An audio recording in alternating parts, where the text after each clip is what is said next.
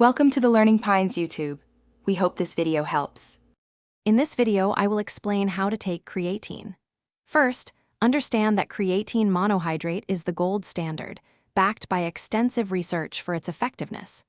It's a powerful supplement for boosting your strength, power output, and overall muscle development. To truly see the benefits, making creatine a consistent part of your daily routine is absolutely essential. Let's dive into the specifics of how to integrate it effectively. Many people choose to start with a loading phase to rapidly fill their muscle creatine stores. This typically involves taking 20 grams of creatine each day for about 5 to 7 days. To make this easier on your system, it's best to divide that daily amount into 4 separate 5-gram servings, spread throughout the day.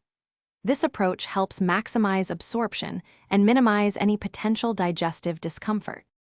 After the loading phase, or if you skip it, you'll move into the maintenance phase. This involves taking a smaller, consistent dose daily to keep your muscle creatine levels elevated. A typical maintenance dose is between 3 to 5 grams of creatine per day. You can easily mix this with water, juice, or even a protein shake.